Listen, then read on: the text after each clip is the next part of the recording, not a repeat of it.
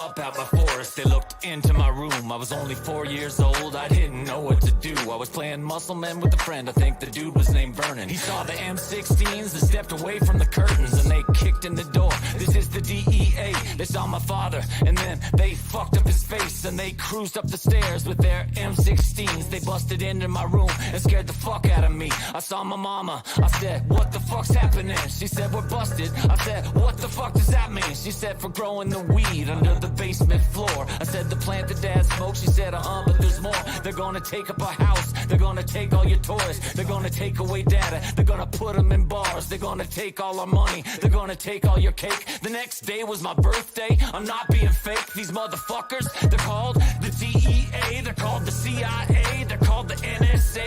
And today, they listen to everything that you say, but you don't give a fuck. You just go about your day. You're not American. On everyone, and we pretend that we're dumb. We sell all our metadata. It's worth more than a sum, but they don't give us back none because they know that we're numb. We got some stupid motherfuckers that just want to be safe, and they'll give up their freedoms, man. They'll give up their say. They'll spend $1 million on education just to join up the slaves. You're not American.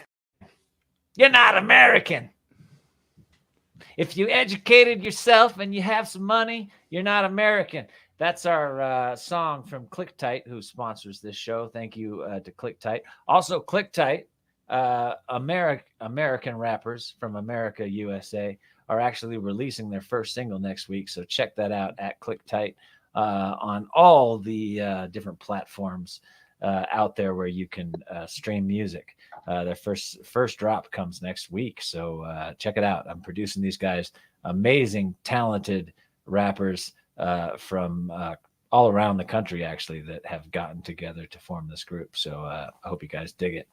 Anyway, welcome to the show, everybody. Welcome, brave thinkers, to the electrifying realm of dangerous thoughts. Here we fearlessly plunge into the turbulent waters of controversy, exploring the untamed territories of subjects often deemed too risky for discussion. But fear not, for this is a fearless sanctuary, and we fear no topic, no question, no concept. Each night we unravel the strands of what society deems perilous, inviting you to join the relentless pursuit of understanding. Our mission? To delve deeper, to challenge assumptions, and to embolden discourse. And guess what? You're not a mere spectator. You are an integral part of this riveting fucking show. It's an expedition. Join us live. Link arms with the DT family on Discord. The link will spin down below later. Become an active voice in our Q&A segment at the end, where you can ask me or my co-host, Tyson, over there, and get ready for this wild ride through the labyrinth of dangerous thoughts. How you doing, Tyson? Great. Boy, you made that back. It's like a fucking hiatus. No, you gave all that education right up front, and I was thinking to myself, I'm just here to get drunk. I don't know what the fuck he's talking about, but all right. I'm here to do the same thing, but you know, you're the co-host. You're allowed to just get smashed and say stupid shit. That's all you do anyway. Hey, that and I'm worth every penny you pay me. 100. Keeping it 100. That's why I got that. All right. So, in the little pitch there, listen, people, if you're watching the show, don't be a bitch. Don't be a capitalist. Yeah, seriously, you should like and subscribe. Take a moment to just like and subscribe. Even if you don't like the show, just think about teamwork. Don't go with your programming. Don't be a rugged individualist. Hit the button, subscribe, smash it. Just bang down on that like and subscribe button, because that helps me and Tyson and everybody that comes on this show, and all the people that work hard on this show. My producer, Subscript Pirate, Mala, all our viewers. It helps us to keep the show on the air, because someday people are going to watch this show, and then YouTube is going to pay us for it. So we need your help. Like and subscribe. And you know what you could do as well? You could also share the show on your social media. Teamwork makes the dream work. Be a part of the DT family. Share it. let people know the show's on the air and that we don't give a fuck and that we're going to talk about fringe subjects and we're going to get kicked off all of the major social media sites. And then we'll drive all our traffic to a place where people can actually hear us say what we want and think what we want. And it'll be beautiful. So, like, subscribe, and share the show. Anyway, Tyson, so what have you been doing over your last 2 weeks since we've been on hiatus, okay. as they call it in Hollywood, hiatus? Yeah. Let's talk about the Super Bowl just real quick because we have to talk about the Super Bowl. Sure, did you watch it? Did you watch it? I did. I'm an American. Okay. People know that I'm not going to say who I was rooting for, but Chiefs. And so the first half, I was aghast. I was ready to turn off the TV, even if Usher was going to be on. I'm like, no, I'm done with this. How could they let me down? And then, as the second half started, what did they do? They fumble the ball. They lose yardage. The idiot runs backwards, and I was like, okay, I'm done. They're not even close to winning. And then tied 19-19, and then ultimately they win in the end. Taylor Swift got drunk. I mean, there was nothing not to like. That second half was just great. Oh, the second half was great. But you know what I thought the whole time that I watched the Super Bowl? I'll tell you right now, if you don't want to go with the... What did you think, Manu? Fucking co-hosts. I thought the whole time I watched the Super Bowl, I thought, okay, they're just going to do this defensive thing for 3 quarters and make it look like this is a defensive Super Bowl. And then I thought this whole thing is scripted. I think they practice every play behind closed doors, and then Vegas sets the odds, and then they have an entertaining third quarter that they've rehearsed, and they cut the Taylor Swift going, oh, we're not going to win. We're not going to win. And then they do the actual rehearsed part in the last, quarter. And of course, in overtime. Of course, we had to have an overtime, right? It's the Super Bowl. I think the whole thing is a part of I think it's scripted. No, go ahead. You're almost there. You're this close to what Fox said. Keep going. What did Fox say? Government conspiracy. There we go. Okay. To make people vote for the Democrats. No, I wasn't thinking that. But truthfully, though, it would be so easy to script that game. That game was so and also there's this guy Kelsey that is boning the Swift, and he was open every single play for the entire end of the Super Bowl. I mean, end of the playoffs. And of course, he's not open at all during this game.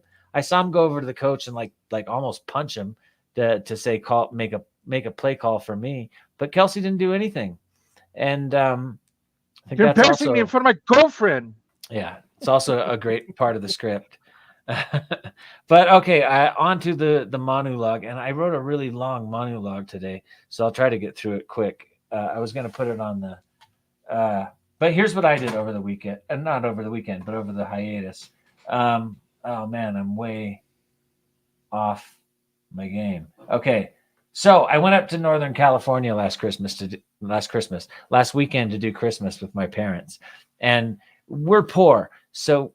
And traveling during Christmas, fuck all that. It's crazy. Everybody's trying to fly. Everybody's trying to land. My parents were like, hey, if you can afford to come up here a couple months after Christmas, we'll do Christmas in February.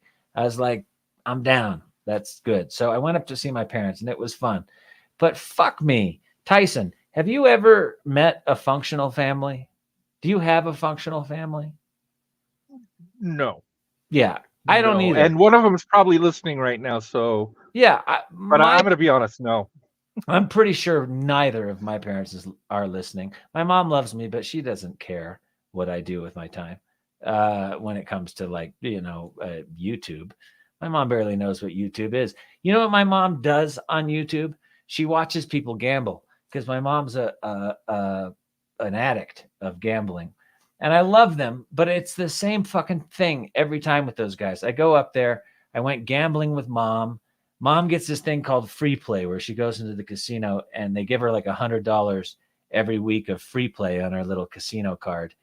And she says, this is her thing to me. She says, hey, all I do now with my addiction is I just play my free play and I walk away with my winnings every time. Or if I run out of my free play, I don't bring any money or my credit card. And bullshit. Calling bullshit, Mom. Bullshit. I went with her twice and we won like almost $500 on her free play. But it's only because the magic wheel, when we walked in the door, gave us $250 in free play, which happens like once a year. And so we were able to walk with some winnings. My father, who is a self-centered, egomaniacal kid from a broken home, arrogant micromanager, wannabe guru prick, used to hang out with Ram Dass. So he thinks he's like a guru. So he's micromanaging you 24/7. Just like, hi, why is the door open? Why do you tie your shoes like that? You should make them this way. You should batter them this way. He micromanages the whole day. And the guy's deaf now. He can't hear a damn thing.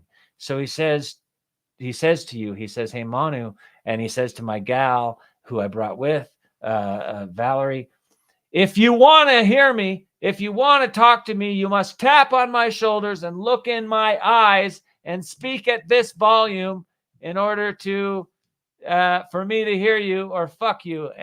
And I understand that. And I feel bad for my dad because he's lost his hearing and that must be awful. He can't hear, anybody talk.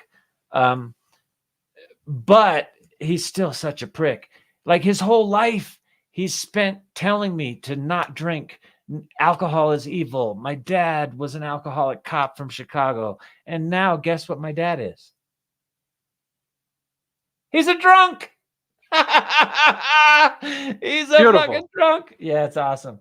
So on top of that, we had a family intervention. We always do that on the last day of the trip to sit my dad down and tell him what he could do to be a better man, to change the man in the mirror, so we could build a better relationship, man to man, father to son. And guess what the guy says when he first starts out his response to the intervention? He says, well, son, the problem with everything that you've said about me and about how I treat your mom and how I treat your wife and how I treat you is that really I don't like you very much as a human being. Nice. Beautiful. Nice. Thanks, Pops. Pops. Fatherly. Yeah. Fatherly love. How much did you leave me in your will, Dad? Yeah. He's not going to leave me shit. He's dating this like Norwegian girl that's like 39. He's not with your mom? No, he's with my mom. He lives with my mom. He just, treats my mom like shit. They don't have sex. They yell at each other all day. And he tells her, like he micromanages everything else, what to do, how to say, how to do it. And they yell back and forth. And boy, it was 2 weeks. I thought I was going to go up there. Every time I go up there, I think, I'm going to chill with my parents and I'm just going to, it's going to be relaxing. I'm going to get away from my, daily make money bullshit life. Oh, it's so stressful up there. But I do love you, Mom and Dad. Merry fucking Christmas. And at least at the end of it, we did say that we wouldn't give up on each other. So that's nice. Transition. Dave Prime, one of our guests that comes in quite a bit, part of the show, part of the DT family. He requested that I talk about the battery law in Seattle. Apparently in Seattle, they're making batteries illegal to throw away in your trash. I don't know why Dave wanted me to talk about this. I'm just doing it because he requested it. I thought it was illegal everywhere to throw away batteries in your trash. Maybe it's not. But here's the thing, just to be honest with all of you out there, I throw my batteries away in the fucking trash all the time. So what's the deal, Tyson? You've got a brain. Is there a reason that we're not? Why do we not do this? Because it must be bad. We're trying to transition. It is illegal in California, just like it's illegal in California to throw your aluminum can in the trash. It has to go in the recycle bin. It's illegal to throw it in the trash. Everybody does it. It's not one of those laws they really enforce. But the reason behind it, I believe, is the metals that it's made of, the chemicals, etc., is going into a landfill, and they're trying to transition these landfills to biodegradable landfills.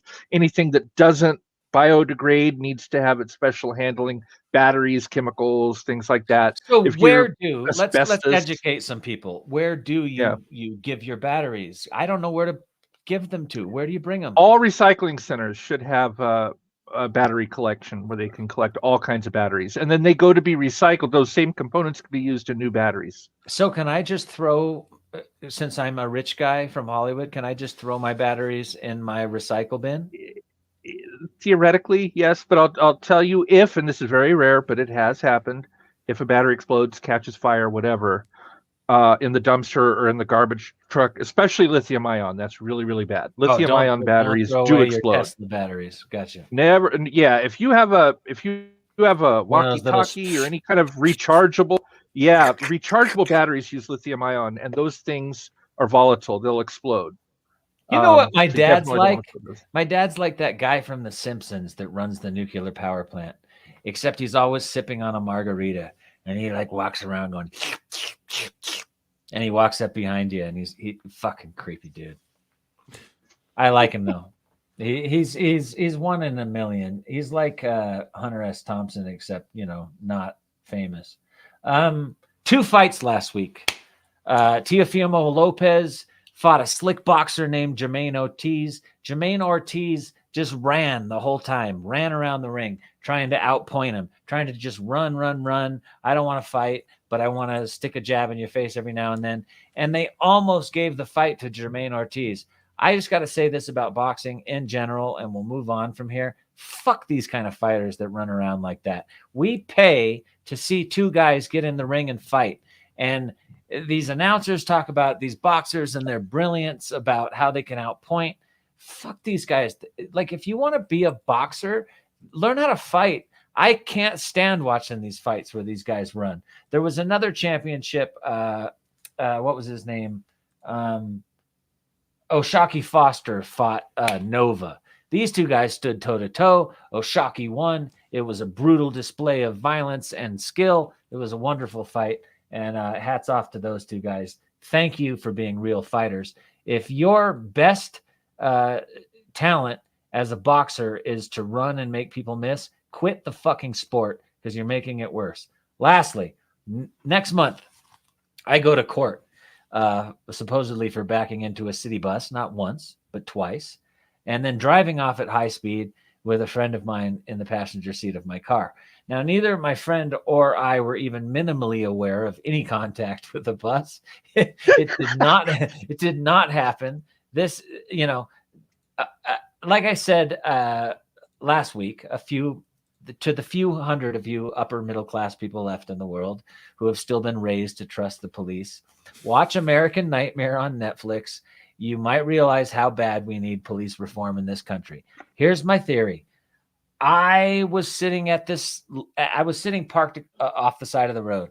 The bus pulled up. It pulled next to me. I was looking at it. I was like, why is this lady taking so long at the light? She's just sitting here with her bus. Fuck it. I saw a lane that I could go past her. I went past her.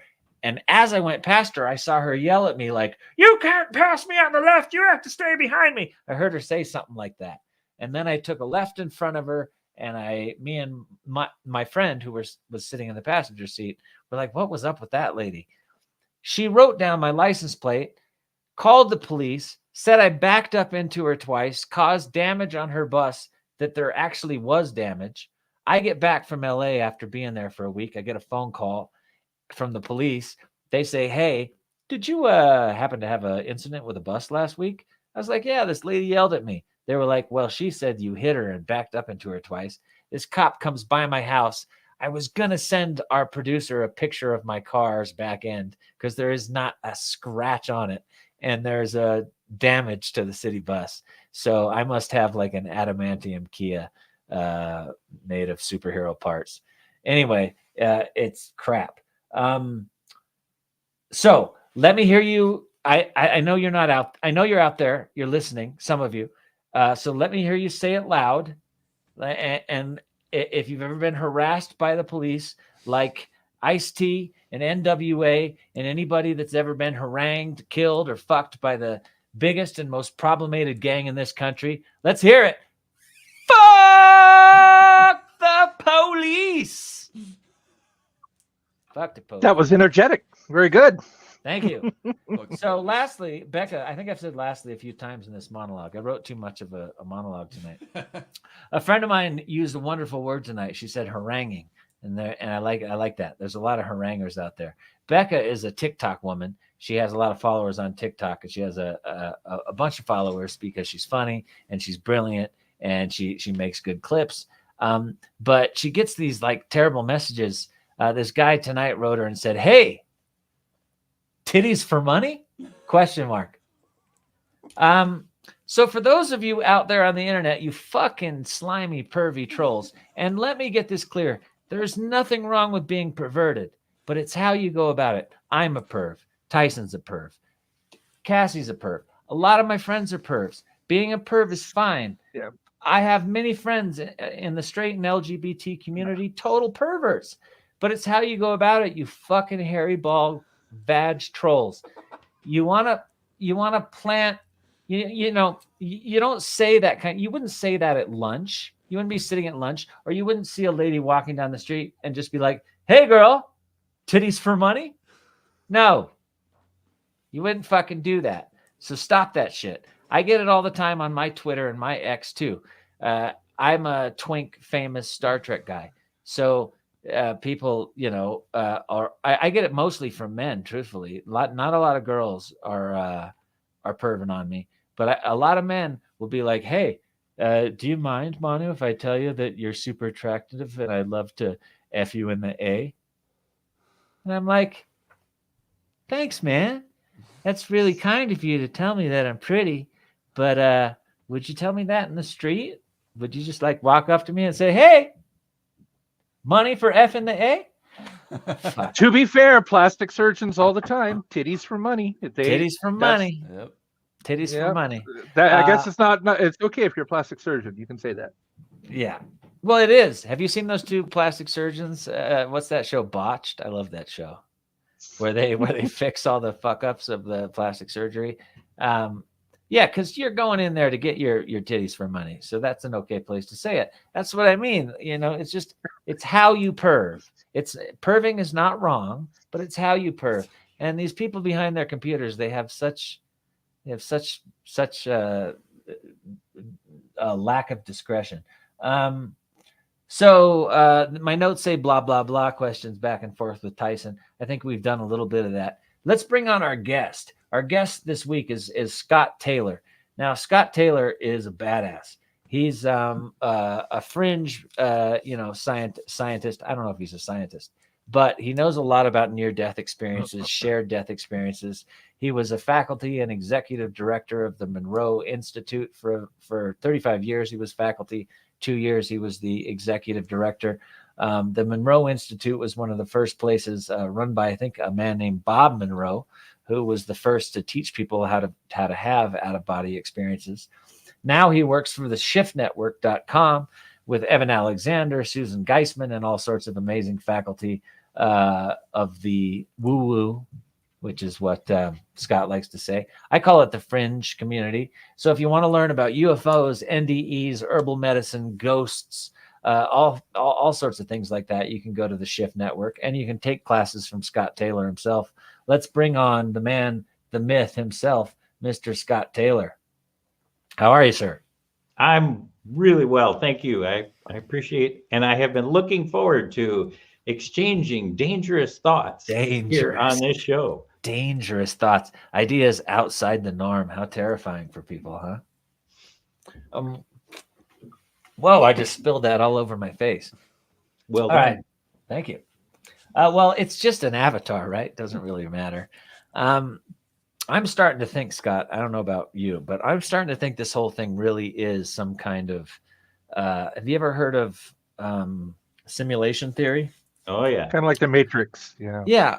I think that in a way, I'm a very spiritual person. So I believe in a creator God of some kind. I don't give a fuck what his name is. I think people get way too caught up on that shit. But I do believe there's some spiritual stuff going on here. But it is very much if I look in the DNA of human beings, I look in the stuff in the all the mathematics of how the world works and photosynthesis works. I'm just like, somebody coded this shit. It very much seems like a simulation to me. So what do you think about that? You think we're in some kind of hyper real simulation? You know, that's really interesting that you bring that up, because near-death experiencers talk a lot about what happens before you come into the physical. So, you know, we exist as some sort of a non-physical being that exists in a non-physical universe. We're floating around having a good time. And then we decide that we're going to come into the physical. And there's a group of folks that help coordinate your life, going to be here in the physical. And when you pick your parents, you pick your siblings, you pick where you're going to grow up, you're going to pick the major events in your life. And then you make the big jump. Well, part of that big jump is the filter. When you come into the physical world, there's a filter that says you can't remember what's out there, what the real true nature of the non-physical world is. So, you know, using different words, it's not that far from simulation theory. The fact that this physical world is designed to give you a very specific experience that you can't have when you're in the real world. Yeah. We talked last week about an article I read about being in an 11-dimensional universe. I have no idea what that means. I read the article. It went right over my head. But it did make me think, wow, there's probably a lot of different places out there. I've had a near-death experience. I share this with some guests in the past. I almost died a few years ago. And my experience was either my own soul or the God mind or whatever's running this shit came to me, and a big book opened, and I got all these visions of the multi-dimensional lives that my soul was living as Manu in all these multi-dimensional universes, the different choices that I could have made, and that my soul was experiencing all of that, and that I could die tonight, or I could have all these other outcomes if I chose not to die tonight. But I did experience this very, I don't know, deep feeling of love that this creator God or my soul really didn't care about how many moral times I blew it. It cared. It didn't care how long it took. It didn't have time, didn't exist for this being. Yeah. And I really felt this love of just like, Manu, the soul that's within Manu, this body, this avatar that I call Manu. I felt like this thing was just like, hey, you're infinite. Don't worry about it. But make a decision, die tonight or not. And here's all the other things that can happen. And I saw all these different paths and different lifetimes that my soul was living, but not this consciousness was living. Is that anything like what some of your people have experienced or you? Yeah, it sure is. When we leave the physical world, we enter back into the non-physical world. So during your death experience, or even people who leave their physical bodies, they enter into the state of expanded awareness where there is no time. And so what happens is that, we can choose how many different lives that we would like to have, and which one of these multi-dimensional universes we want to plug ourselves into, and then we get to go and live them. Now, the cool thing is, that, when one life ends, they all end, because there's no time, right? So back you go, and you get to redesign it all over again. So this idea of a multi-dimensional universe feeds right into your point of, you just don't have to worry about your behavior, because you are unconditionally loved, point. Yeah. And you can't ever do anything wrong, because there's a part of you, well, actually all of you is just a differentiated part of that big Godhead. And so you can never be separated from that. And, the choices that you make might be you living your authentic life, but we also have to remember that we get to play critical roles for other people. So there may be a time when I need to be a complete jerk in order for Tyson to learn his lesson. Wow. And Sounds right. Yeah. and that's the way it's designed. So sometimes we get to learn our lessons in a loving way, and sometimes we get to learn our lessons in a way that is really like a 2x4 alongside the head. And that's what we signed up for. And it's all okay, because it's all an expression of the love of the universe. Now, are these human lives that you pick and jump into, or can they be cats, dogs, other life forms, or are they always human life forms? Oh no, they're all, name it. Your imagination is the key. I mean, you could be, a 8-legged pronged sea creature in Octopus, opposite an alien in star system Sirius 22. Yeah, we don't have to keep coming back to Earth. That sounds boring. No, there's all of that, and that's just the physical world. This particular physical world, there's all those other multi universes that are out there. So, the question really becomes, what do you want to learn? What do you want to experience? What will grow your soul the most in the way that you need to grow, so that you can be part of this vast human collective and play your part? I mean, do you think we can possibly reincarnate into the past, since we're out of time when we leave here? Can we die and wake up in the 1600s or the Wild West, or like I saw this movie Cloud Atlas that was amazing, that sort of showed that. You think that's possible? Yeah, absolutely. Since all time exists at once, it's like, oh yeah, I think I need to be an assistant to the Pharaoh or whatever. And, at the same time, I'm a gunslinger. At the same time, I'm a Roman legionnaire. For me, I've had some glimpses into the lives I'm living concurrently, because there's no time, and man, there's a lot of soldiering involved, and I wonder what those lessons are all about. Me too, the pain. And when you say soldiering, you mean like actual soldiering, like fighting like wars and what is that with humans and violence? So besides that question, you also talk about SDE, this idea of shared death experience. Tell me a little bit about that, and tell me a story of like who's had that experience and what was it like? Sure. So there are two popular subjects. There's near-death experiences and there's shared death experiences, and they're really similar. The difference, of course, is that with a near-death experience, the physical body is usually so traumatized that it dies. And, then our non-physical self goes up as an adventure, and then somebody, bless their heart, is an EMT in the physical world, and they reanimate our body, and then we get drawn back in.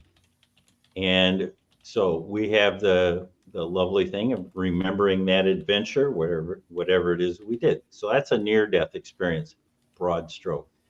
Shared death experience is really similar, and it's what happened to me, but the common thing is you are bedside with someone that you love, and they're making their last transition, and as they are leaving their physical body for the last time, they invite you to go along with them. So you're not traumatized. You're just sitting there in the hospital room. They leave their physical body for the last time, and you accept their invitation, and you go with them and get to experience that transition with them. So this happened to you. It did happen to me. So My what did girl- it look like? Tell me. Yeah. Yeah. Sorry. So my girlfriend and I was in love with Mary Frances, and Mary Frances and her son Nolan were driving home after sailing in southern Minnesota, and they were in a car accident. She was killed outright, and Nolan, who just turned 7, had a mortal head injury, and they took the both of them to Mayo Clinic. It took him 6 days to make his transition. And when it came time for him to leave, the injury to his head and to his body was such that, it was a fight his body just couldn't win. And so all of the relatives, there were about 40 of us, were in the room as his, his heart monitor was gently, it was going to quit, and it flatlined. And when that his heart flatlined, what I experienced was Mary Fran, remember she died 6 days before, I experienced Mary Fran coming across the veil and scooping her son out of his physical body. And they had this extraordinary reunion. And somehow I was able to participate in that. I got to feel what was going on between mother and son. And then the two of them turned to me. They came over, they embraced me, and then the three of us went to the light. And I was in this state of total compassion and love and ecstasy and joy. But that was all the background to the fact that the three of us had a chance to affirm our love and affection for each other. We had a chance to say our goodbyes because I was at work when she was driving home. I wasn't anywhere near the accident. And then we had a chance to hang out together for a while and just be with each other. And then it felt complete. And so the two of them turned and went further into the light, and I came back to my physical body. Where were you when this experience took hold of you? Oh, so it was Nolan's hospital room, and the family was gathered around the bed. It was about 5 deep because there were a lot of relatives in there. And I happened to be one of the last people to enter the room, and I thought, I'm getting the vibe of you, Manu. I was just sitting there going, what the hell? I'm not going to stand here and be the sixth person back. I'm going to go sit on the windowsill and just wait. And that's what happens when you hold vigil for somebody who's in the last stages. Nolan passed very peacefully. He never regained consciousness from the accident. So it was a gentle passing. It probably took, I don't know, 40, 45 minutes before it ended. So, that's where I was. I was just sitting you were sitting in a windowsill, and what happened to your body at the time? Did your eyes close? Did you kind of just lean up against the windowsill and go out? Or were you having this conscious experience while still being awake in this body?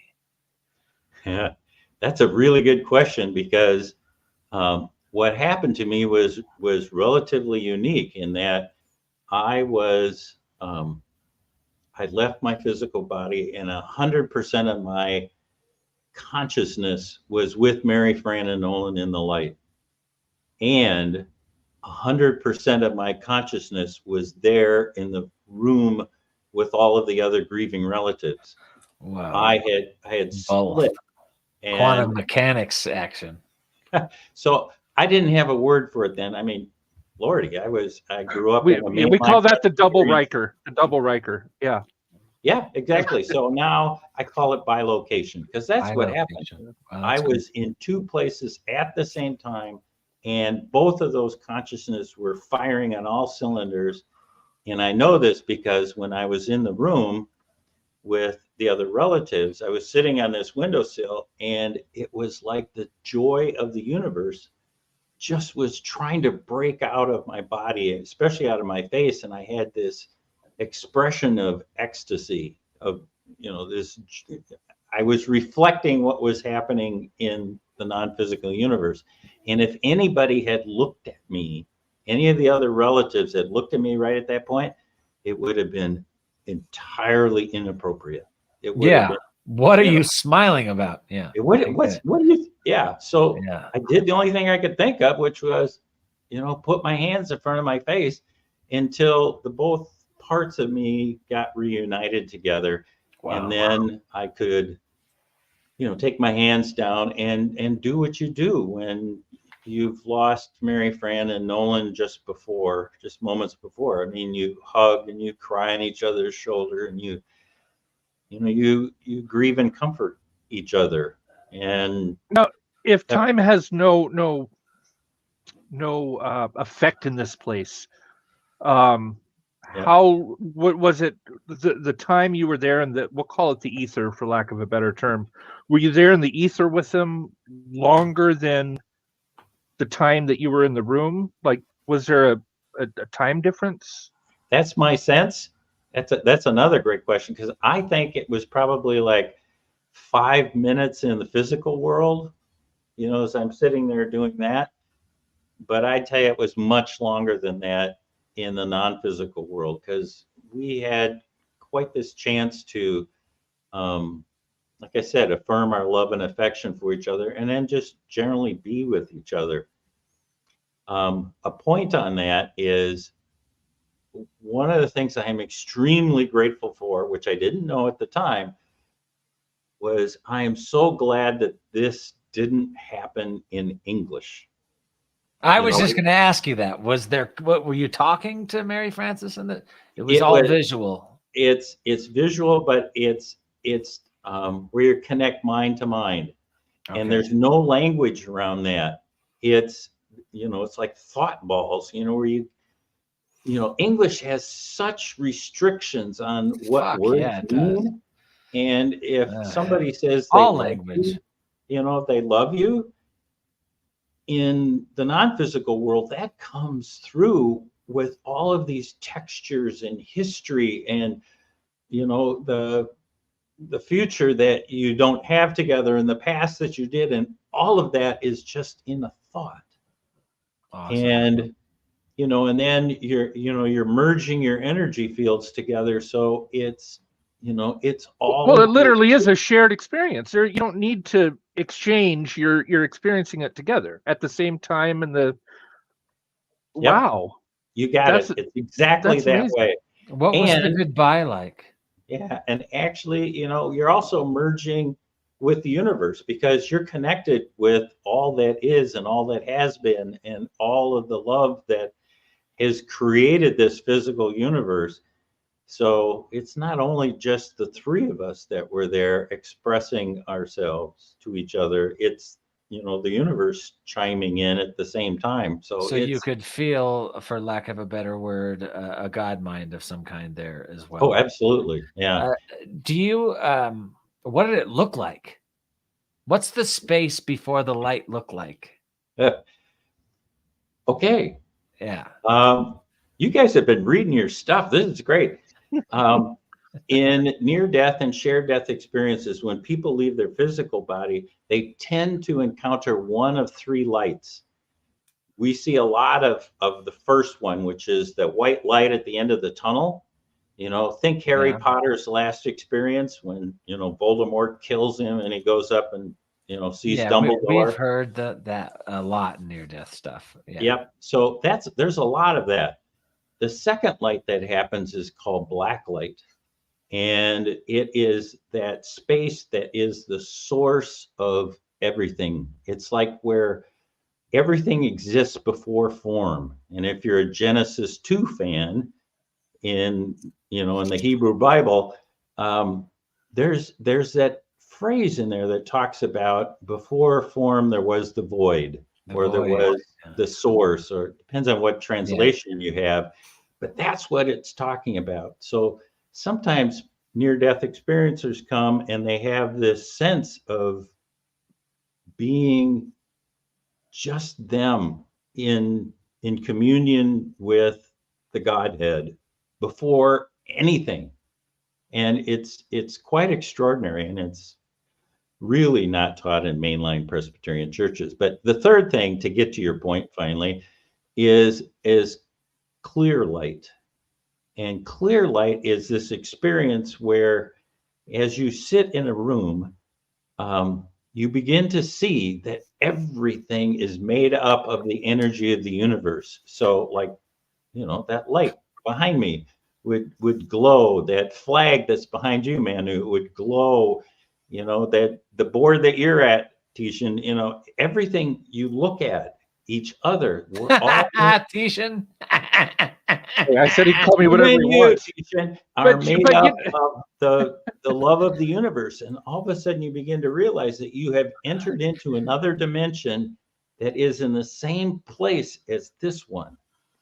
And now I appreciate that you've described a lot of this I'm not going to rehash the whole senses, the see, hear, touch, taste, smell, our senses. But, blind people die too. What, like you say you see a light, you see this, you hear this, you experience that.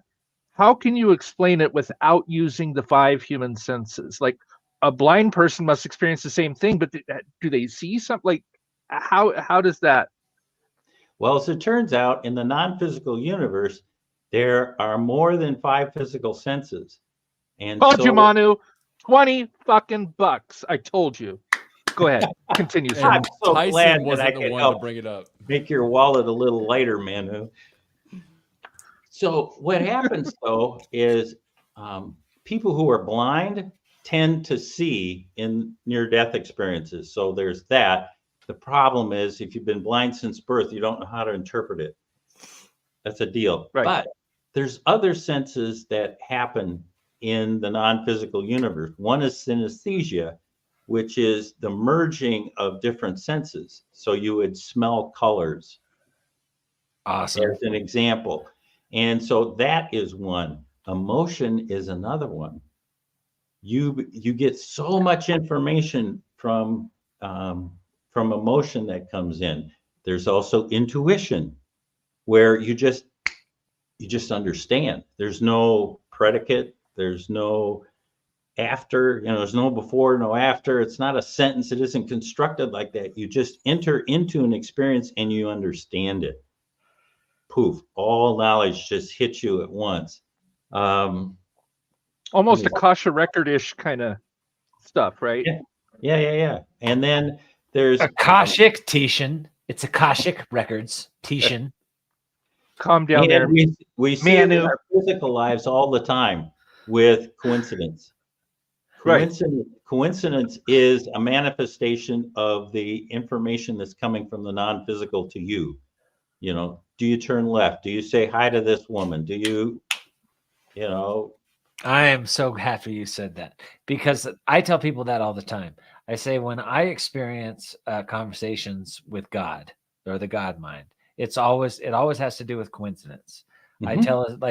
I told a story recently, it was a whole year ago, but it was a good example of it. I was sitting in my hotel room filming a movie in Seattle, and I was thinking about my TV show Star Crew, which I really want to manifest and get out there into the universe. And I have a couple partners in Star Crew, and I was sitting in my hotel room going, how can I fuck these guys over? How can I take as much as I can and own my IP and make sure that I get all the money and all the prestige? And I was having all these very Gollum-like thoughts, right? And then I walked out of the hotel in Seattle. I lit a cigarette, and I looked up at the Seattle skyline, and above the skyline was this huge crane, and the crane had these huge letters on it, spelling out the word alliance. And it was like God going, dude, you're making an alliance with these men that you're making this project with. Go look up that word, you moron. So I immediately did.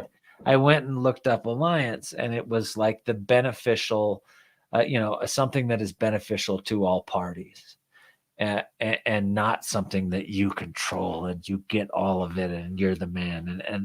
And filmmaking and art and a lot of things in life would be so much better if we remembered that we were an amoeba-like being that had an illusion of separate. Scott Taylor, Tyson Strasberg, you guys are supposedly different than me, but I really don't think so, because I think the whole universe is a reflection.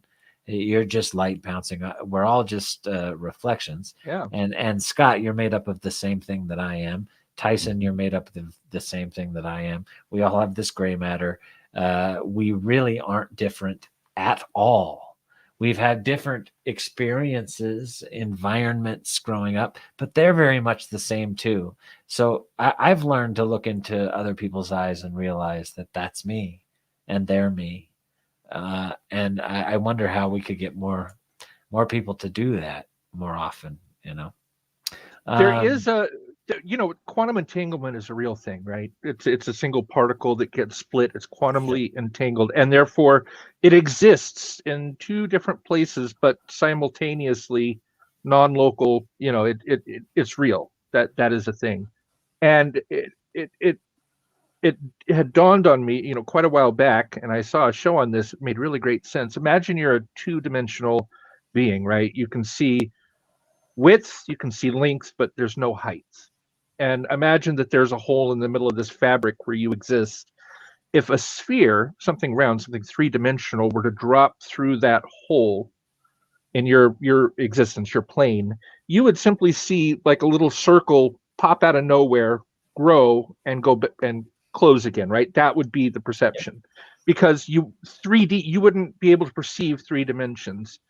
Now imagine we're a 3D being and that there's 4 or 5 or 6 dimensions out there. What else is in existence, in reality, that we are biologically not capable of perceiving? Just like if you're that two-dimensional creature trying to understand a three-dimensional object, we're a three-dimensional creature trying to understand 4, 5, 6 dimensions. And there is no common experience, no word for to conceptualize what that might be. I know that sounds like so Tyson's question is no, I love words. No, I love it. I love it. So do we have any idea about these 5th dimensional, 6th dimensional, 7th dimensional beings from the near-death experience, shared death experience community? Do we have any knowledge about multiple dimensional beings, or are there angels? We do. Yeah. What happens is that we have this sense of when we leave our physical bodies and go to the non-physical universe, and we have this adventure, when we make that journey, what happens is that filter that I talked about when we come in, we accept this filter. Yes, I'm going to enter into a 3D universe and I'm going to understand things like that, blah, blah, blah. We have an agreement that says this is how we're going to behave when we're here in this world, because that will lead us to the mission that we're supposed to accomplish. Except when we leave our physical bodies and we go back, that filter either shatters, like with a near-death experience, or it parts. We can do that through meditation. It can happen with a shared death experience. It's not quite so violent.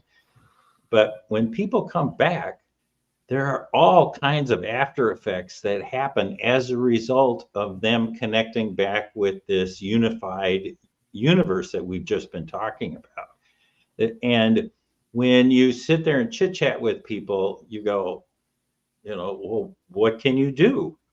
And they talk about their ability to envision the future. They talk about the ability to jump dimensions and move into one of those parallel universes we were talking about. My dad talks about that. He thinks he can jump dimensions. He thinks he can slow down, concentrate, and put himself in the right plane of existence that he's supposed to be in. Just by taking an extra second, or you change your whole future, right? Yep.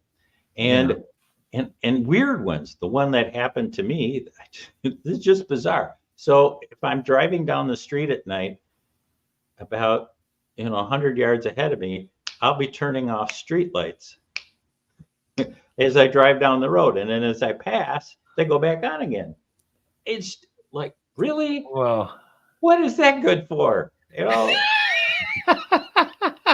yeah, what's going on there? that's been Yeah. happening for 40 years. And I still haven't figured out what's that. But Tishan, I think you had something there, because that to me feels like the circle. Right. I in my 3D body, I'm sitting there going, okay, the light turned off. That is me experiencing the circle. I have no concept of what the sphere is, but the consequence was that light went off and it went on, and it happens all the time. It has an effect on our Yeah. 4D reality, but we can't really see exactly what's going on. Yeah, just because you can't see it, feel it, doesn't mean it isn't there, and that it isn't impacting. Again, you take that marble and you drop it on a 3D or a 2D person, 2D. it's still going to squash them, right? It's still going to squash them. Just because they can't perceive or it doesn't mean that it won't affect them. And these dimensions may impact us. They may affect us in ways that don't make sense. Is it really two disconnected molecules, or is there a connection there we don't see? I know in the another show's dimension. Yeah, think about all of the spontaneous healings that happen. Right. And many of them happen with near-death experiences, but sometimes they happen in the hospital, and they go in for a procedure and they come back out and they're healed, and it wasn't anything that the doctor did. Spontaneous healings seem to me to be like the reverse of the marble you're talking about. Instead of it crushing somebody, it fixed them. And it took them back, and the cancer left their body, their bone got better, the arthritis is, whatever it was that needed to happen happened. And it's like, no precedent, no antecedent, it just did.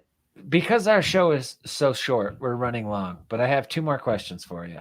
Go for it. One is, do you believe in any other extra dimensional beings like angels, demons, aliens?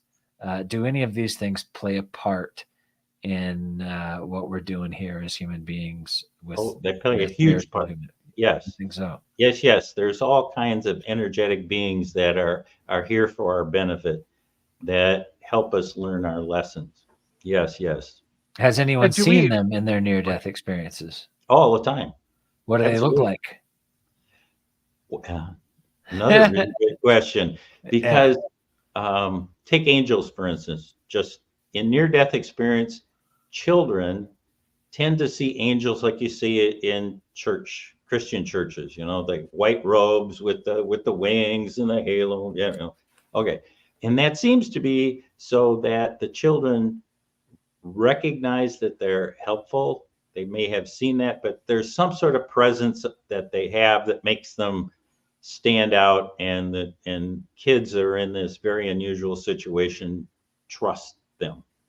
Adults, on the other hand, tend to see a being, just a being, and it could have a physical form, or it can just be like an energetic light blob.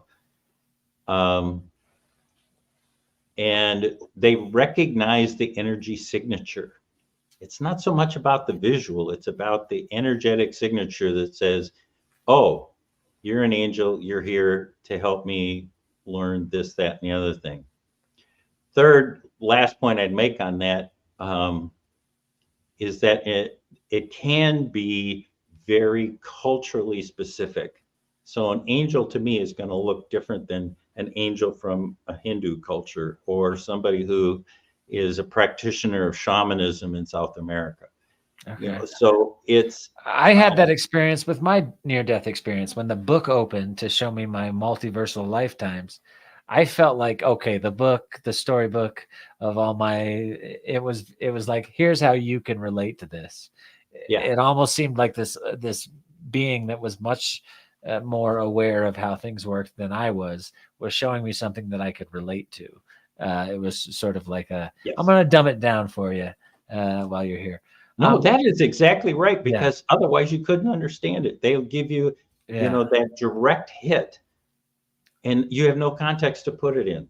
And so what the hell good is that for you? Yeah. So Tyson, you I think cut you it's off. Go ahead. you think it's Saint Peter and you're at the pearly gates and he's pulling out the book of life, and of course in my case he'd be like, pull up a chair, it's going to be a while, you're in trouble. we have encyclopedic volumes on your ass. No, I'm telling you, I, he's not I- ever, or it's not ever going to be mad at you. It's not. but my question was, you talk about whether other beings in the ether, but there's also other beings in the physical universe too, right? So there might be aliens there, but are there corporeal aliens, Oh, that's like good. flesh and blood aliens in craft that could come to Earth, or do they only exist in that etheric plane? No, they exist here in the physical world, and it's really interesting because it's an energetic shift that has to happen. So if you're an angel, you have to really lower your vibration to come here and be seen, recognized, and have the ability to communicate with us, because we're operating on a We're relatively fucking monkeys. It makes sense. Yeah. Yeah. And one of my best friends in the whole world, his wife had passed away 6 months, and she came back to him, and the two of them, I mean, she was corporeal, as real as two people can be. They hugged each other. She was wearing his favorite sweater, and it was an agreement. What she said was, they told me I needed to come back and to tell you that it's all going to be okay, that you're going to be okay, and I'm going to be okay. And they embraced, and then, because he said, I could feel her arms around, I could feel, she ran, fingers through the hair, the whole thing. And then she just, evaporated in his arms, Wow. So and he's awake. He's physically here. So anyway, there's lots of different kinds of beings that can come here into the physical world, and it's a trial, and it's like a special skill set that they're either taught or given permission to use, so they can come back. So that's us misidentifying. Like if I said I saw a ghost, or I saw an angel, or I saw it's these ethereal beings that are just on the verge of corporeal. I don't know what that action word there is, but they're right at the veil, right? You can kind of perceive them, and we have all different words to describe them, whether they're ghosts or demons or angels or ETs, but it's that we're seeing, right? Yeah. And don't forget, the reverse is also true, that we can train ourselves to raise our vibratory level so that we have an easier access to witness what it is that's being shown to us. It's like you're saying, that veil is really thin. And so if we can raise up our vibratory level, they lower. So it can go both ways. Boom, done. And can you teach people to do this through meditation or through? This is a taught thing out there. This is a taught thing. Yeah. Okay, so I have one more question for you. Then we've got to go. You keep saying that, Manu. I know, but the last one is, what's the end game here? Do we have any idea what the end game is as far as these multiple lives? What are we doing as souls? What is this Godhead doing? Why are we having these experiences? What's the end game in all these lives that we live? That's a two-part answer. Part one is pretty simple. We are here to learn to love, and to learn to love in a physical world, as opposed to when we're hooked to everything else in the non-physical world. So it's because we're all hooked together on some sort of level. What's happening is the universe is learning to look at itself and to begin to really understand what it is made out of. What does love mean? It's that whole story. Does the fish really know that it's in water? Maybe, maybe not. Well, the universe is doing the same thing. It's looking at itself and saying, this is an extraordinary thing, this love that I am made up of, and I want to know more about all the nuances of it. That's part one. Part two is that each of us as human beings, the metaphor I like to use is that there's a huge, huge jigsaw puzzle, and each one of us is a part. And, you know, with all the little indentations and the bumps and everything, and our job is to live our most authentic self so that we can plug our piece into that particular jigsaw puzzle. That's the jigsaw puzzle that I made last week that just came up. See? How did I know that? I didn't. Yeah. But that's the thing, is that what we need to do is to have more dangerous thoughts. Right. Is to be able to say, I am going to release some of this cultural conditioning in order for me to live my most authentic self. How can I express who I am? In my case, I like to think that I'm trying to learn to express what God's love is like in the physical world. And so I'm trying to be authentic. And when I'm that way, I get to put my piece into the puzzle. And now the puzzle, with everybody working together, alliance, everybody working together, we get to understand what it is that we are capable of as spirit souls. You know, what so is the this? God mind is giving us a timeless eternity to become more beautiful and more a part of, and maybe even at the end get back to it. Mm-hmm. Him, her, whatever. Whatever. Right on. So do we have anybody that wants to ask any questions at this late time? We have 3 guests. All right, here, let's and bring them on real quick. Before we bring them on, we have one person that's been in chat just going off. Yeah, His name is I know. Corey Power. And Corey, we would love for you to come on the show. Yeah, come on, If you think man. that we're scamming, our guest is scamming, any of our viewers are scammers or whatever. Yeah, come on, you come trolly on, fucker. say Come it talk our to face. us. We're just having a spiritual discussion here, you fucking retard. Come on in, Corey. Not to change the subject, but and Corey, listen, man, all love to you. If you're a little stuck and you're a little angry that we're trying to scam people, Scott Taylor's not trying to scam people. He's telling you his experience. We're asking him about his experiencing. We're sharing dangerous thoughts here. This is not like something we're representing and saying that this is the absolute and everybody. This is a 100% fact. This is just, this is our experience. So come on in and ask us a question. But let's take the callers that we do have, and I'd love to hear from the troll as well, because that's good TV. All right. So first we got Mala. that's why ratings. Yeah. All right. Hey, Mala, how are you? Mala is muted. Mala's smoking and muting and I living caught her off life. guard. I'm so sorry. Hello. How's everyone? Good. How are you? Hi, Mala. Good. Well, I was checking out your website and I thought it was really fascinating. And I was wondering how long you've had the website up and how long have you been trying to bring this information to the larger audiences?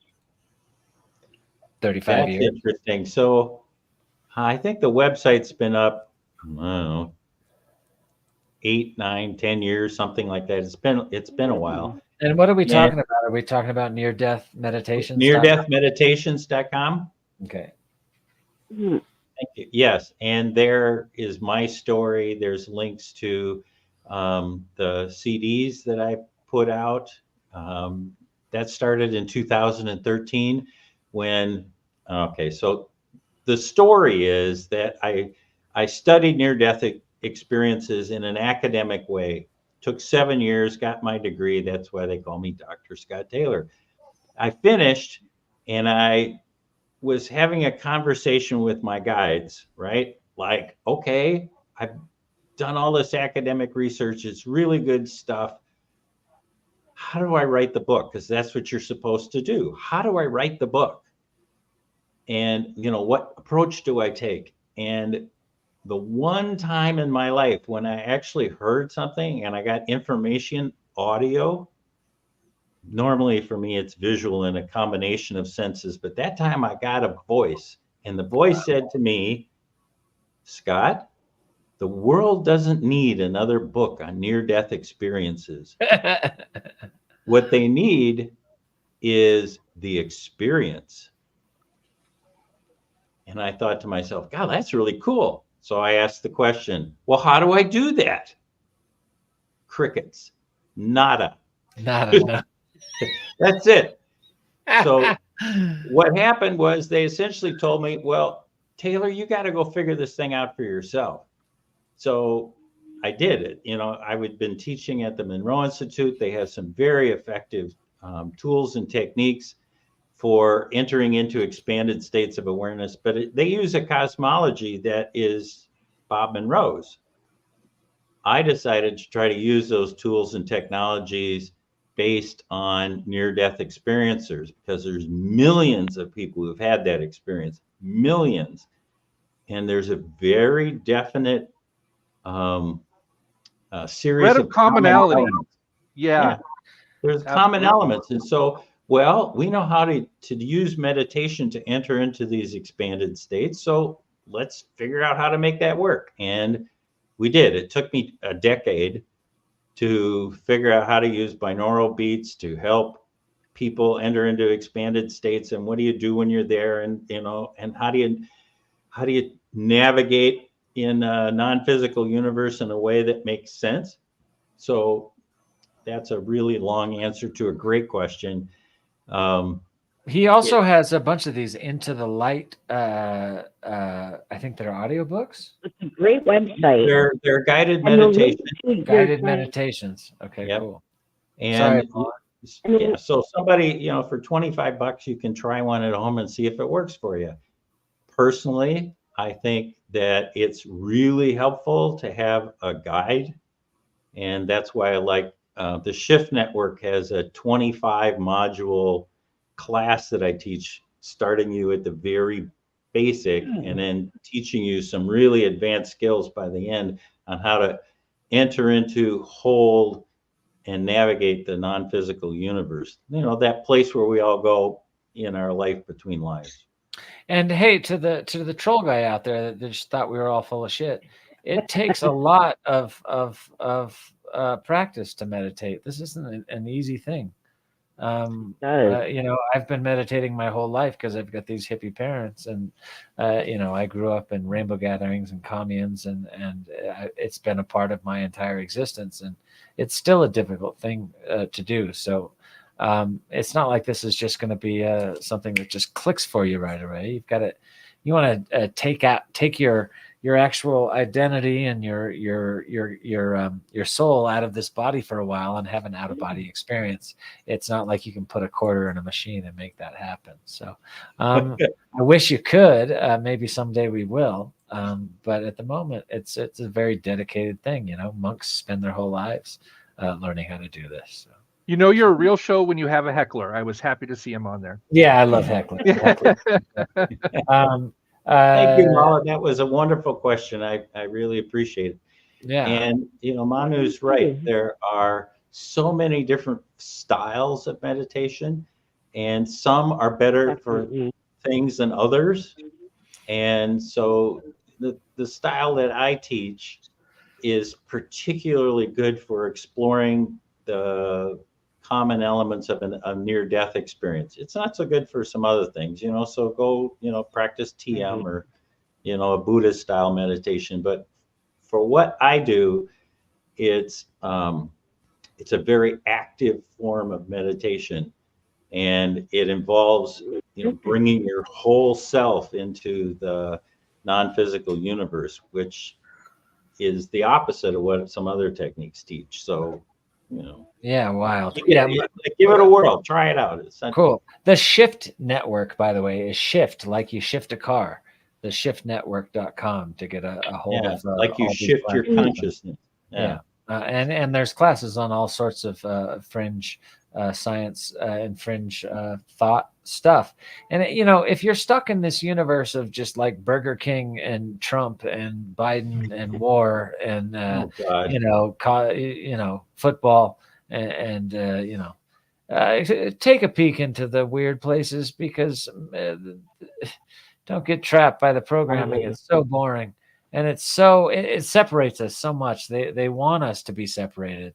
It seems very prevalent to me and very obvious to me that the powers that be want the human beings to keep fighting with each other, and to not be aware of all these beautiful things that we could be aware of, and just be like, yeah, there's nothing but fucking Burger King and how much my car costs and fucking my taxes and fucking fuck, man. Story powers. Yeah. Okay, we got 2 more questions. Yeah, so just remember that fear drives capitalism. Right. Fear drives everything bad. And so what we're trying to do is to say, don't buy the fear. Instead, buy the unity, which is the underlying fabric of the universe. And when we are in that unified state, when we realize, and Manu talked about, look at somebody in the eyeball and go, that's a mirror for me. That's the place when things really start to happen, and we begin to understand who we are and the love that we can contain, and truly what we are capable of. And right the love that we can reflect. Right. Bingo. I love that. Yeah. Yeah, right on. Dave Prime, are you up next? Yes, you are. I am up next. Dave I just Prime.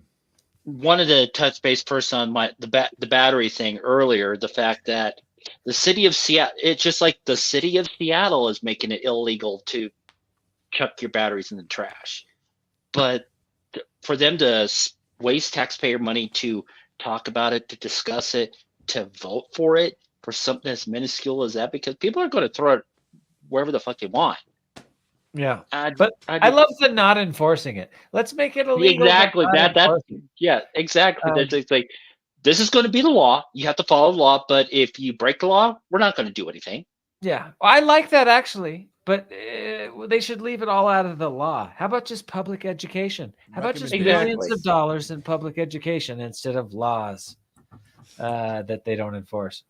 Sorry, Dave. Yeah, Yeah, but no, like that was my big thing, because like that was like the vote came through right before the hiatus. So I was like, oh my god, this is perfect for the monologue.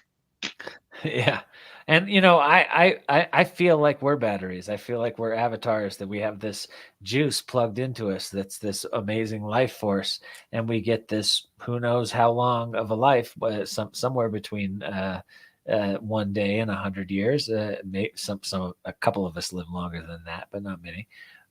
My grandpa lived to be 101, and then that life force gets pulled, and your body goes, oh! And it takes that last breath and makes that horrible death face, which I've seen a few times. My grandma would. It's that last breath where the body just checks out. It's really ugly. That's why they put the eyes down and they close them out. Do it one more time. This is where your acting skills come in. I love that. that last breath before you leave the avatar. It's like it would be so much better if it left the avatar behind with like but it doesn't. I am an actor. It's a horrible thing, the death face. Sorry. My big question to Scott is, because I saw it in your bio, why isn't curling as big of a thing here in the States as in other parts of the world? Is there conspiracy theory going on there? I do that all the time. What are you talking about? Curling? Are you talking about the thing in front of the ice? The sport, yeah, with the round, and you sweep the ice and you yell a lot. I thought you meant like doing curls. No, it's the guys. Or in my case, your hair. It's kind of like fancy young people shuffleboard on ice. Yeah, no. I know what curling is. I was out of context. Of course, they had that big old Bet 365 ad that played continuously during the Super Bowl that just like, ooh, curling's a thing. And then chicks getting a big ass curling whatchamacallit on her back. It's like, wow, okay. Are you a curler, Scott? I was. And in my youth, I made a run at the Olympics. Oh, wow.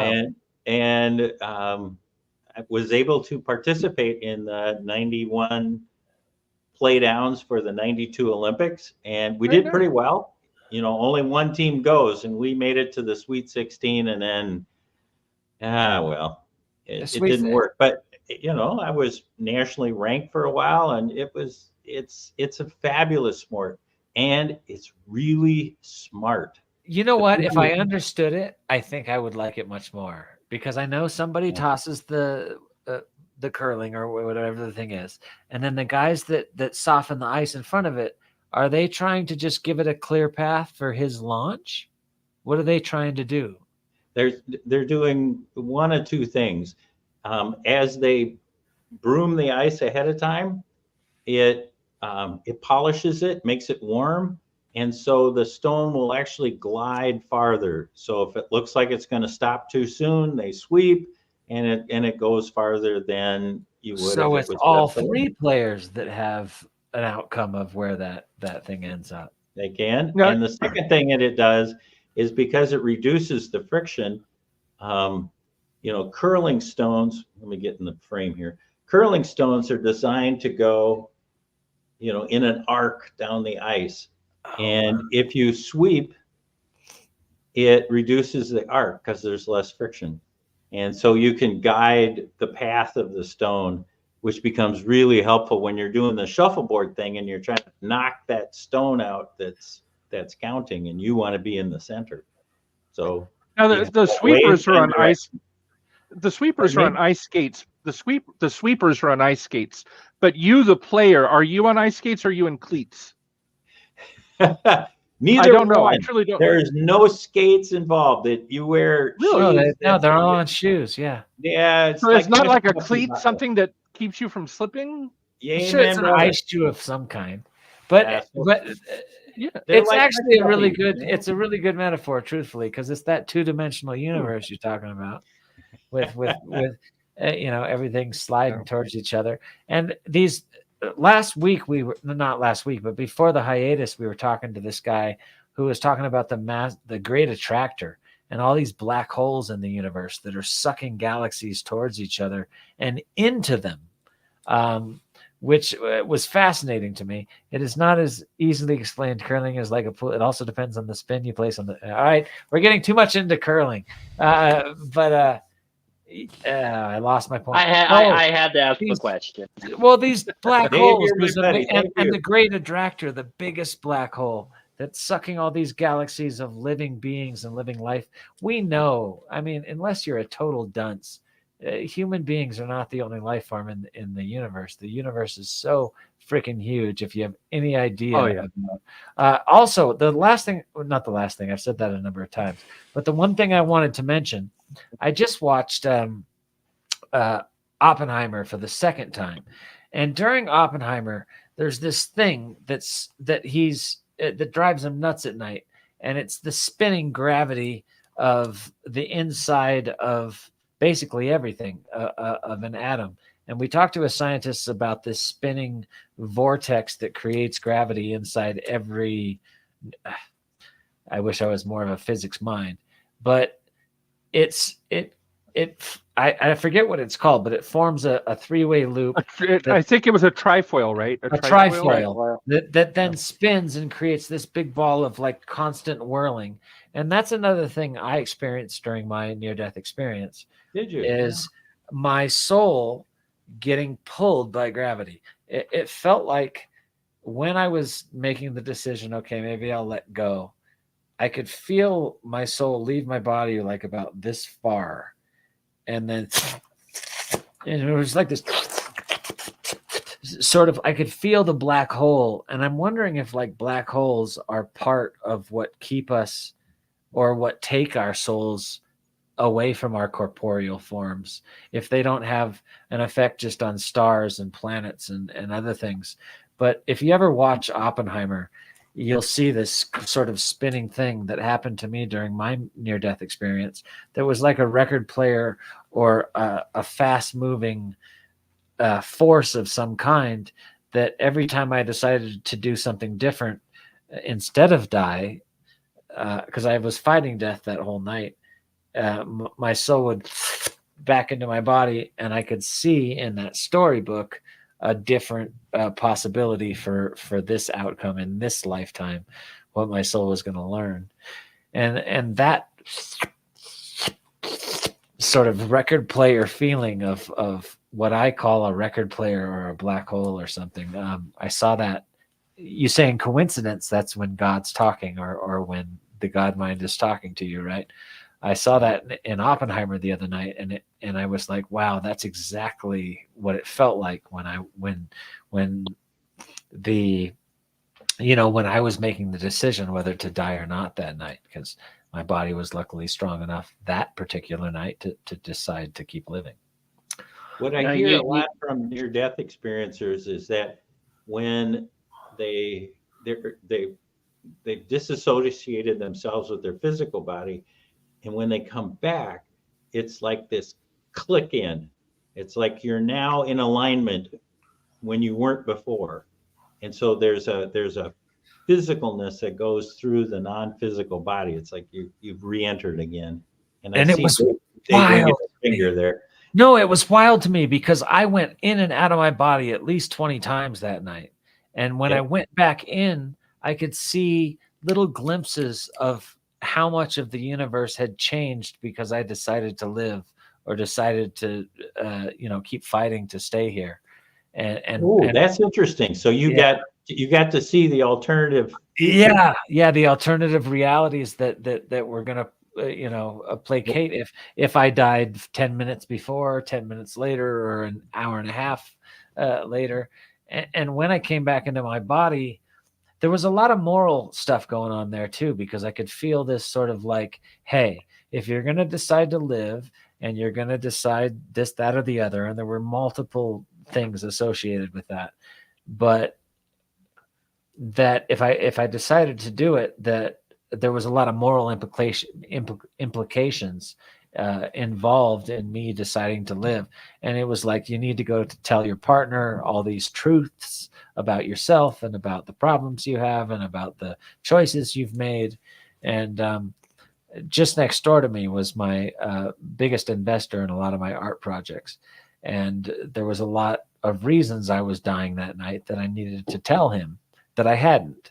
And that was kind of part of the deal with this soul God consciousness, was like, hey man, be a better person, be more honest with people, be more truthful with people, learn to be more soul and less human.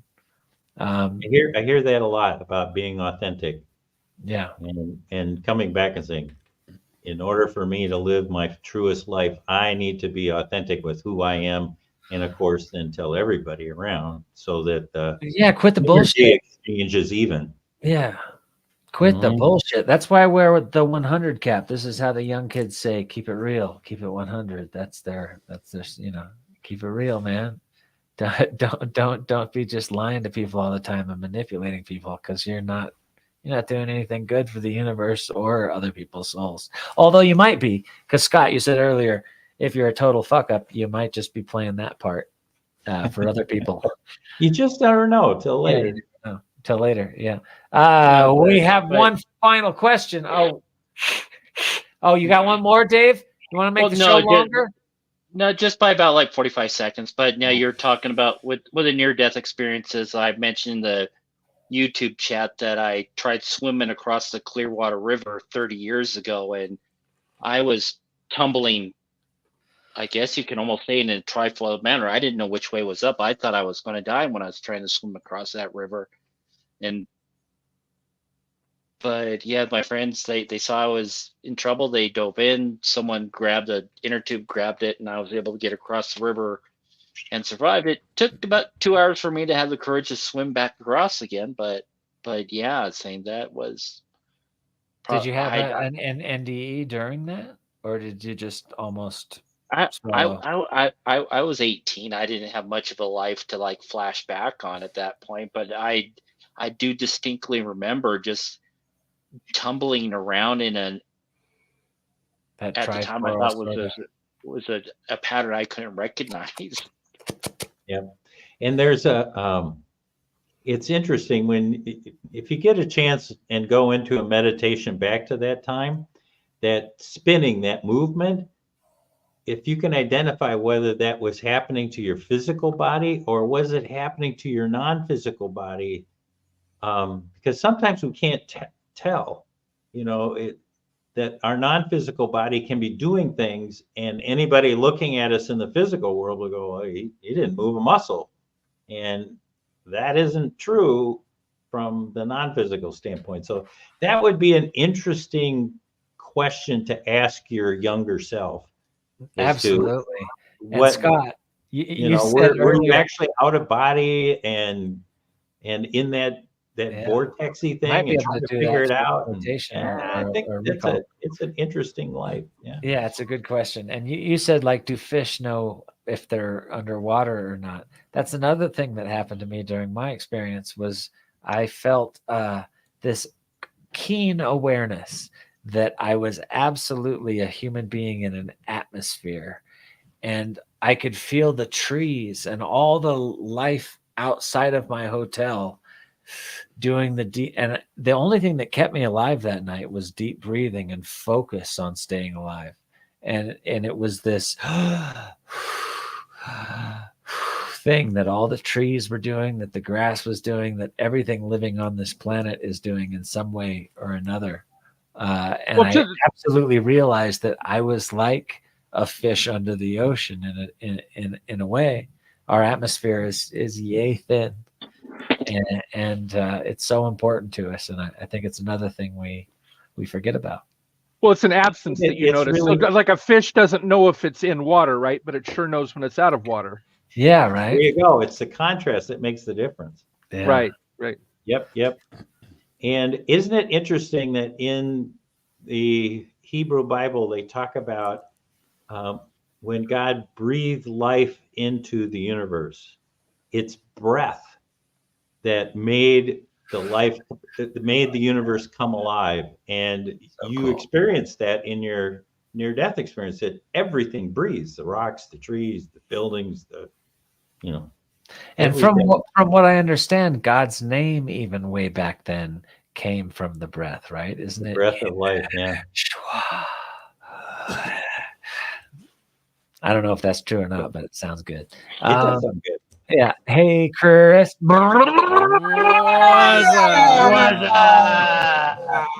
Oh, We got one more question for you, Scott. How are you, man? Nice to see you back. Doing good. Y'all doing all right? Yeah, man. How are you? I'm good. Just still good. Just getting used to mom being gone and all that. But I've got two things. Number one, you were talking about the clicking coming back in. I've had an OBE. I've had one, and I was like 21, 22, 23. I was living in my car, and I was asleep, and I realized, and I just kind of woke up.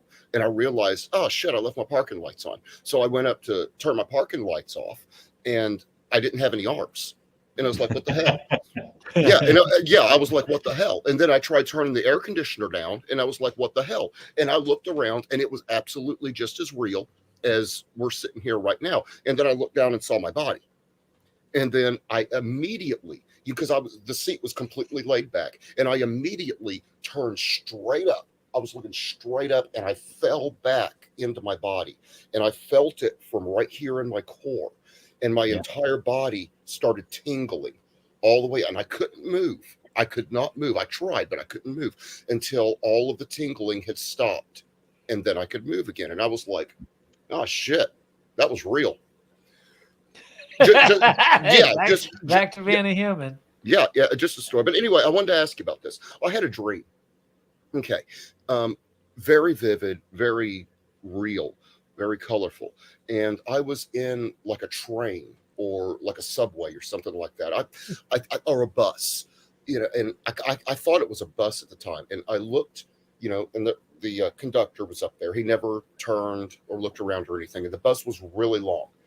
And then I looked behind me, and it was extremely foggy with like a really bright white light behind it.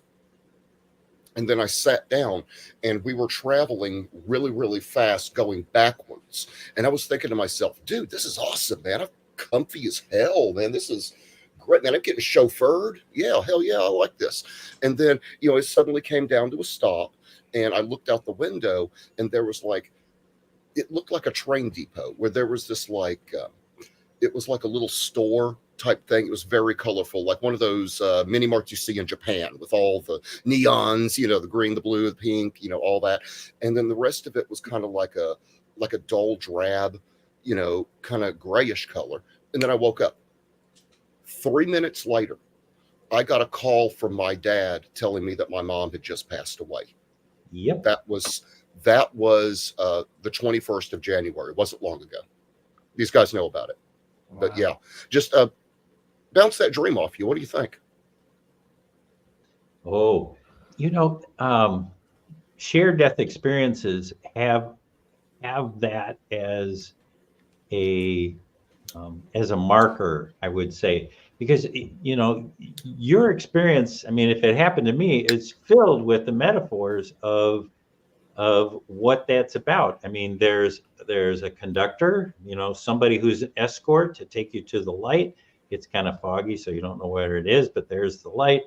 The long tube, is when people have a tunnel experience, it takes all different kinds of forms. So yours is a bus or a train or something. Yeah. And I looked out. I looked outside, and it was like a forest. But we were going so fast, it was blurred. It was like we were going 200 miles an hour, but I was going backwards. Yeah. Towards the black hole. Or in his case, towards white. It was a white light. Right? The fog. When I looked around behind my seat, the fog started right there, and then it got really, really thick. And it was just glowing from there. Then I just sat back down, and we were going backwards, or I was going backwards. I was the only one on. Chris, did you have a sense that your mother was there, or that you were your mother, or no? I mean, she's been in and out of hospitals and nursing homes and stuff like that. She had been in the hospital for the past couple of months. I went and saw her. This happened. This was a Sunday. It was right before the show, and that's why I was asleep, because I had taken a nap before the show. And I went and saw her on Friday, and I knew that she was going to pass. I mean, she had been going downhill for years. And my son went and saw her Saturday, and she passed on Sunday, and that was it. But I didn't have any. I knew she was going to pass. When was the dream again? The dream was, when was it? January 21st. It was And when did she pass? January 21st. It was like 2 hours before the show started. Wow. Yeah. And then I put it up on Twitter and my Facebook that she had passed, and that was about 10 minutes after I had gotten the call. Yeah. So that's a good way to timestamp that. So if you're interested in exploring this a little bit further, there's the guy who is like the shared death guy. His name's William Peters. He's in California, Santa Barbara, and he runs a thing called the Shared Crossings Project. And so get on the website, sharedcrossingsproject.com. Send him a note saying, I got this story for you, because they need data, and sometimes they'll interview you, and because they're experts in this area, they can help tease out a little bit more than the 1 minute we have left on this show. So So William Peters Shared Crossings Project, they're really good, and you'll enjoy your encounter with them. I'll have to check that out. Thank you. How do you, William Peters Shared Crossings Project? Is there a website or? Yeah, it's sharedcrossingsproject.com. .com. Okay. Do you think it was like a shared death experience, or because Sure, to me sounds like it has all the hallmarks of it. Yeah. I mean, I'm not an okay. expert either, but it certainly sounds like you were. And it doesn't have to be local, right? To share the death experience, doesn't have to be local. It can About be across the 60% country. of them are not local. Only about 40 are you in the presence of somebody who passed. The rest of them happen a lot like Chris's. It happens in a dream state or in a meditative state, or they're taking a shower. I mean, there's all kinds of things. But the idea is that you don't have to be local, and that because there's a heart connection and the person on the other end invites you in and you're receptive, those seem to be the three criteria. That's when it tends to happen. And Chris has all three of those That makes criteria. sense. So, you know, It sounds to me, Chris, and Scott asked you, but it sounds to me like you were having some kind of shared experience of traveling to the other side. It sounds like it. I mean, like you said, it has all the hallmarks of it. I mean, possibly, Especially you know, the white light and the foggy light and the fast train to right, wherever that is. And, right. Well, not just that. I mean, that to me, that was just a dream, but it was just so weird that when I was having that dream is when my mom was passing. well, the Yeah. other clue is that it's lucid. It was clear. You used that word earlier, that it was real. And we all have had dreams Yeah. that are like smoke, but Yeah. when they're real, and you go, I'm in another dimension. I need to pay attention to this because there's Right. something Well, going on. this wasn't a lucid dream. I was just in the dream. Now, I've lucid dreamed before, and lucid dreaming kicks ass. Let me tell you. When Yeah, you no know doubt. that you're lucid dreaming, you can get away with anything. Like you can see a cute girl and just smack her on the butt, and it's like, hey, giggity, all right. Yeah. I fly every time I have a lucid dream. I have never heard that as a reason to have a lucid dream. No, you got to go for the sex while you're in there. It's just Well, yeah, I it mean, always- that's what the quagmire does. Yeah, it keeps me out of the strip club. yeah, it always turns giggity. It always turns into something strange. Like I always go to try to like have sex with a girl in a lucid dream. I'm flying, I'm holding her, and then I'm going to like go for it, slip it in, and then she'll like hand me an ice cream cone or some weird shit like that. Dude, you don't want to have sex in a lucid dream. You'll just wake up with a mess. Well, I actually, I'll tell you, and this is why people call me a narcissist. The best dream I ever had was I was sitting on this couch. I turned to my right, and there I was. And I looked at myself, and I was like, "You're looking fine." And my other guy was like, "Yeah, you're looking good Cover too." her ears. And I bend myself over. I looked myself in the eyes. I started kissing myself, and then I made love to myself. And I woke up with a mess in my pants. And it was the most amazing dream ever. So that's a sign. It's of almost worth the narcissism. cleanup, right? Yeah. Oh well, yeah. I'm gonna take a shower. Whatever. But Well, we good ended for on- you guys. This is the closest I'm getting to pussy right here. Yeah, right there. Yeah, Oh, okay. All right, we're going off the deep end into Nowheresville. Scott, I want to thank you so much for joining us tonight. Scott Thank is you. the Definitely. author of 6 best-selling CDs, of guided meditations on near-death experiences. Into the Light is the series. He's a spiritual teacher. He's served 2 stints on the board of International Association for Near-Death Studies. That's IANDS. Are they still around? Oh, absolutely. And Cool. their conferences are freaking amazing. Awesome. So check those guys out too. If there's any other websites you want to say one more time before we wrap this up, go ahead, Scott. Tell them where people can go to learn more about this. Easy is my website, which is neardeathmeditations.com. And if you're interested in a complete course, there's video on demand at theshiftnetwork.com. Thank you, Scott. It's Below. links are in the description below. Of course, also, look at all of Scott's stuff below. There's a bunch of stuff in the description. Thanks for joining us. We're going to wrap this show up. Thanks, Chris Leftwich. Thanks, Dave Prime. Thanks, Malia Morgan. Next week on Dangerous Thoughts, we're going to be talking to Michelle Freed, who is a wonderful friend of ours. We love Michelle Freed. And I'm hoping, I'm hoping we can talk Michelle into an experiment on remote viewing. I know we'll be discussing it for sure, but I'm wondering if we can do an experiment and have somebody like go for a walk or take a drive and see if Michelle can see some things. If you don't know anything about remote viewing, you should.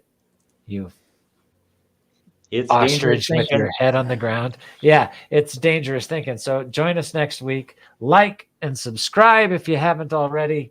And we'll see you next week fighting against the capitalism programming of our stupid minds. We'll see you next week on Dangerous Thoughts. Thank you, Scott Taylor. Thank you, everybody, for watching, everybody for listening, and all the love from everywhere. See you next week on Dangerous Thoughts.